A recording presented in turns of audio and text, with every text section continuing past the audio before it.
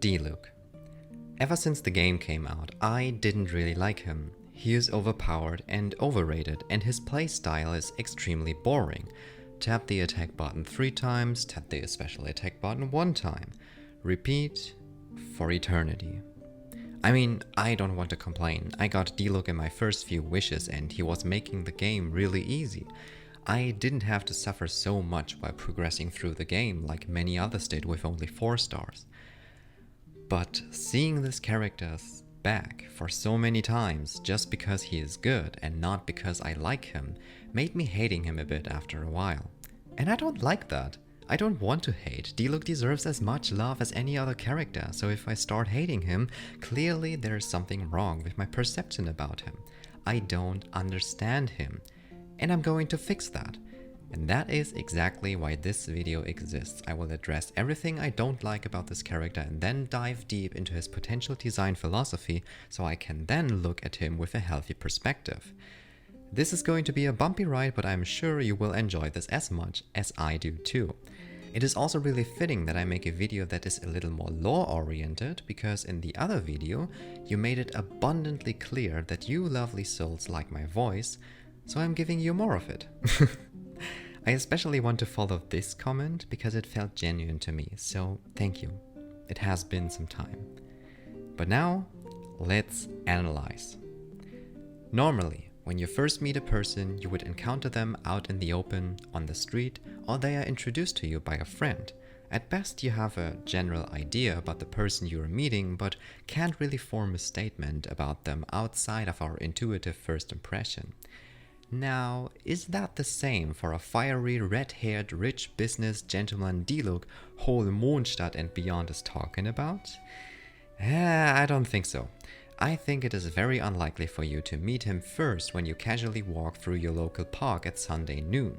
He is special. He is a celebrity, a workaholic as well. No chance you're going to meet him just like that. I mean, we can even draw some parallels to the real world if that helps your understanding. Most of you probably heard of Elon Musk, right? Where did you hear about him? Making memes on Twitter? News articles? Learning about one of his products or companies, interview on YouTube, disrupting the crypto market. That one was actually funny though.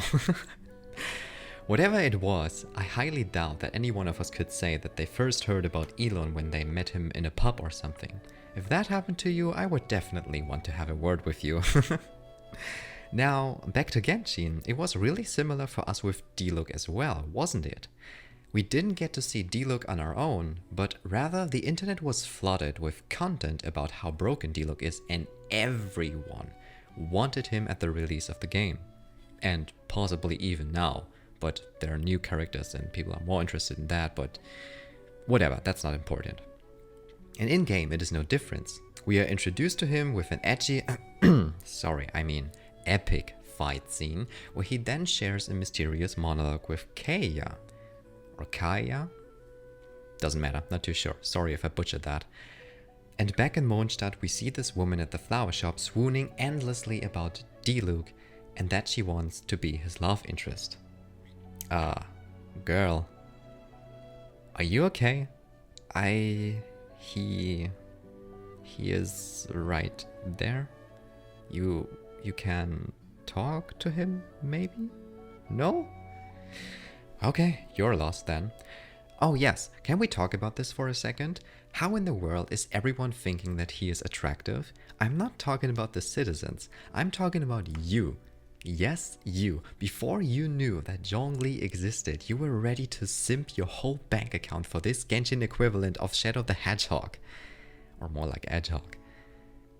I'm getting ahead of myself again. The fact is, Diluc is popular, in the real world and in Genshin's world. Genshin's world.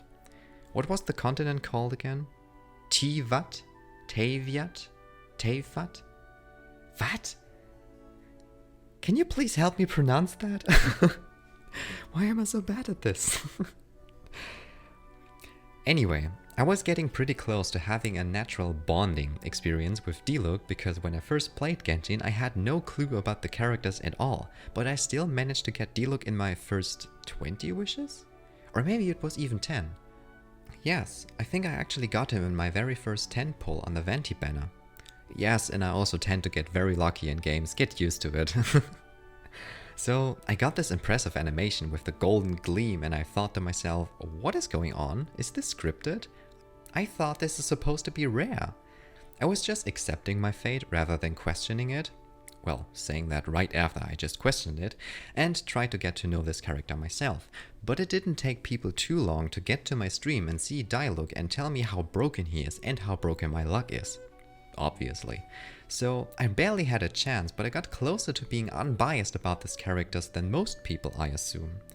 Then of course, following the suggestions, I used Diluc for pretty much all the time. The same team, the same tactics, all the time. It got boring and I was just using Diluc because he was the most optimal option rather than being something I chose out of passion. Again, not complaining, but that certainly is how I felt. But now, getting into the more juicy stuff, who and what is Diluc?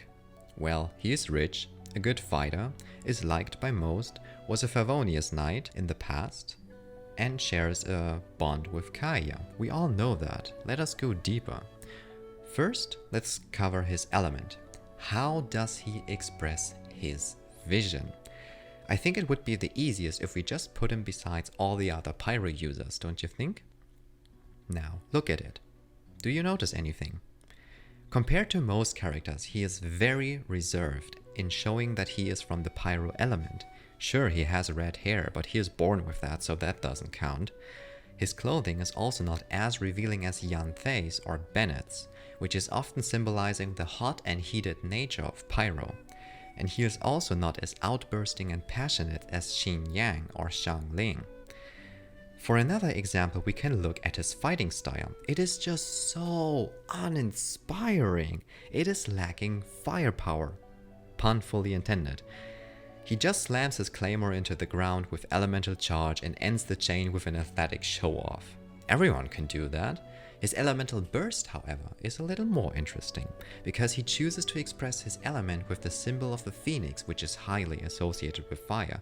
More fire symbology is not possible really, so it is an interesting contrast to his normal attacks. But keep in mind that a character's elemental burst is sort of like an all-out attack you use as a trump card in a battle. It is not meant to be seen often. Yeah, I know, hard to believe that looking at how much we're spamming abilities in this game. It is just a guess, however, that his burst is a phoenix. Diluc, after all, has a little bird companion as well that I'm not too sure what kind of bird it is. The voice lines say it is a nightingale, but I have some problems believing that. Oh, it looks so silly. I'm getting off track again. Where was I? Ah, yes, Pyrovision. Okay. To me, it feels as if he is hiding, or rather suppressing, the essence of his element. Even his demeanor doesn't seem like a flickering flame, but more like a gladdened glimmer that refuses to shine bright. Don't let the people know you protect Mondstadt. Be in the shadow. Don't accept the praise. Go on, keep working, focus on your goals. I could imagine these mantras being repeated endlessly in his mind, not something I would consider healthy, especially when the intention behind that is to hold back who you really are. That behavior fits more to someone of the cryo element, which is the complete opposite to pyro, of course. As a quick side note, I'm not yet confident about my workflow, but if you would like to see videos like this about the other characters as well, let me know. Some feedback in the comments is always appreciated. Thank you so much for interacting and supporting the video. As far as I know, his name, Diluc, is taking inspirations from the Latin word diluculum, with one of its meaning being dawn. The symbol of Diluc being the dawn is absolutely fitting. During the day, he is silent. The night is spent in the shadows. The dawn, however, is this unique time frame of transitioning from one to the other. Only lasting a couple moments, it has always sparked human curiosity and filled our minds and hearts with wonder and appreciation. It is the specialty of the day. Likewise, Diluc is the specialty among the pyro users. His unique expression is being noticed without him making any effort. Just being the way he is rewards him with more attention he would ever need. Now, imagine being in his shoes. An introvert of amazing talent with many more eyes in you than you can manage or comprehend. How would you feel? I personally would feel split, certainly. So many people can't be wrong about my greatness, and my achievements reflect that as well. So I have to take responsibility for it. Notice my choice of words, however. I have to. In his position, I would feel like something was put onto my shoulders and I kinda have to deal with it. It would be irresponsible and immature to not deal with it. So, you push yourself, regardless of whether or not you're ready for it. The dawn is the time of transitioning. A short and intense period of time where one thing comes to an end, so another can rise. Surely, a beautiful sight as a bystander, but this rapid change causes an immense amount of pain for whoever is experiencing it directly. Again, take yourself as an example. You change to a new school, you quit your job, you get into a new relationship, you try out a new hobby, or you get into an argument with someone you love. As a singular experience, this might be exciting or uncomfortable, but often a much needed change. But imagine you had these intense feelings and experiences every day. It would be hard, wouldn't it? My guess is that this is exactly the feeling that Diluc carries around constantly, taking responsibility for everything, not trusting anyone because whoever reaches out their hands for help wouldn't fit his standards anyway. Even Jean is criticized for her excellent, well, but in my eyes, damaging work ethic, as you can hear here. Her unparalleled sense of responsibility is the sole reason why she still hasn't found her true calling. Even the head of the Favonius Knights is seen as inferior or imperfect compared to him. A little arrogant and delusional if you ask me. I mean, don't get me wrong, Diluc is totally in the position to be a little overconfident. He has the achievements to pull that off. To me it just feels as if Diluc is saying that in a disappointed and let down tone, which further indicates that he is carrying lots of pain in his heart. Someone who is happy does not waste energy on criticizing others like that. Earlier I also said the following about Diluc. He is edgy, not badass. Edgy. I even compared him to the grandfather of edginess, Shadow the Hedgehog. Silly. And this wasn't just a funny insult though. I have a reason for that. So, let us now talk about the colors and tackle Diluc's design. Something that is striking to me is how closely Diluc resembles Dawn, not just in his personality or as a symbol, but also in his colors. Look at typical pictures of Dawn. Now, look at Diluc. Amazing, don't you think? A burning red head and dark terrain untouched by the light. It's kind of amazing that his design works that well. However, it took me some time to make this connection, because there is a whole different story to the colors that blinded me for quite some time. Allow me to explain. Choosing black and red for Diluc's design is one of the reasons I had a hard time liking him, because it is such an overused and bland color scheme that I knew immediately what exactly I was dealing with here. Or so I thought. You see, in almost every franchise you can find this color combination in one way or another. It is powerful, cool, edgy, rebellious, confrontational, raw, bold, risky, and evil. But why do so many creators choose these colors for their characters? Is it something they just all silently agreed on? No, I don't think so.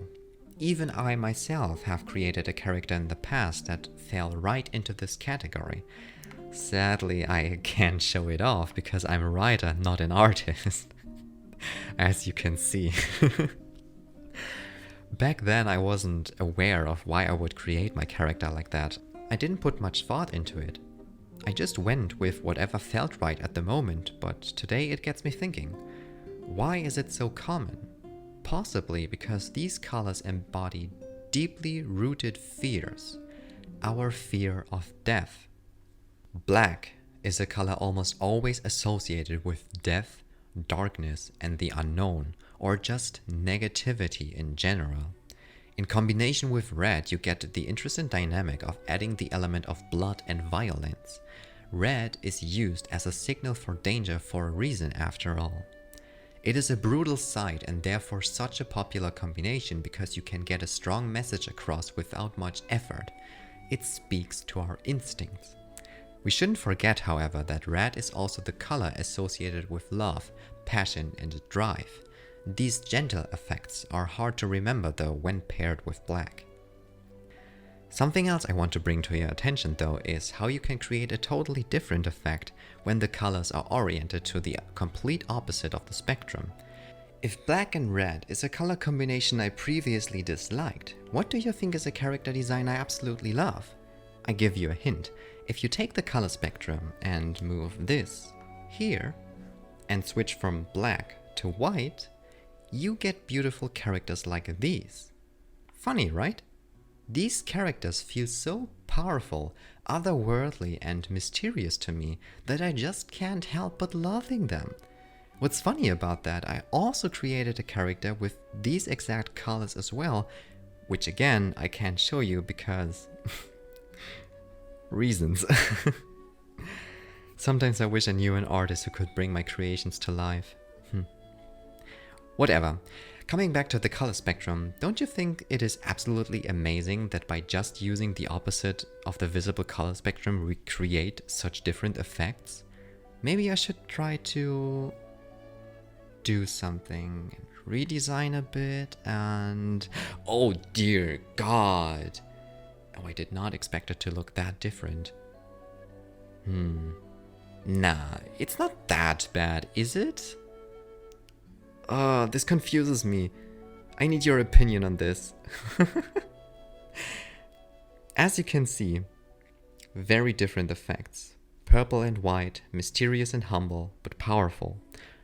Red and black, loathing and arrogant, although equally powerful. It fascinates me every single time. Now, with that excursion into colors, you could maybe understand why I felt like there is something off about Diluc. I'm not saying he is evil. I don't like this black and white thinking anyway. It is more just a feeling that Diluc is holding on to a lot of pain and struggle that he is not bringing to the surface. He is a walking container of negativity, judgment, and suffering. Maybe because of his father's passing. Maybe because of the injustices he seemingly experienced as a Knight of Favonius. Maybe because he has to take responsibility for so many things despite his young age. He is too closed off and isolated from the world for us to know. I could go on, but I think you get the idea. His design is very conflicting and expresses multiple feelings at once, some of which are also contradicting to what he is supposed to represent or how he wants to be and how others perceive him. If all of this is on purpose, then MiHoYo did an amazing job on this character. Now comes the fun part of his exterior design, his clothing and style. Overall, Diluc looks very elegant. Black pants, black shoes, and a black coat that he wears over a white shirt and a black tie. Very classic business attire. A lot of black though. Another side note, because I can't shut up about the colors. Did you know that the color black is often associated with absorption? Not just from a physics perspective that black surfaces absorb light, generating heat, but also in a spiritual sense that when you wear black clothing, you absorb all of your surroundings, all the good and the bad. You sort of blend into your environment, remaining undetected to the people around you. If we leave some room for speculation, do you think that is why many of us like to wear black clothing as a protection mechanism maybe? Instead of showing our true nature and wear colorful clothing, we rather choose this unspecified, silent black that perfectly fits in every situation. As a teenager, and honestly even today, I do that a lot. Wearing black is easy. It looks professional because it doesn't give others any funny impressions that could stand in my way. But being the perfect fit for everything comes at a cost. You pay with your individuality. You lose color if you want to embrace conformity. Sounds like something Diluc would want too, no? Being everyone's darling, not radiating anything of his own personality and being professional and, well, strong. That is something that describes Diluc really well. You could argue, however, that his hair looks a little too messy for his style. I mean, he's a businessman after all, so his appearance should reflect that too. Not just in the clothing, but his body language as well. I mean, look at his face. Mean look, tired eyes, bored or even depressive gaze, and messed up hair are a couple of reasons I would reconsider a deal if he wouldn't already have an excellent reputation. To further explain what I mean, compare Diluc to Zhongli. Sure, we all know how the Geo Archon handles money, but based on pure looks, Zhongli looks more competent and professional. But I guess that doesn't matter too much, since our little boy Diluc is a collection of contradictions anyway. It actually fits his design. Some of his underlying spirit is shining through the facade.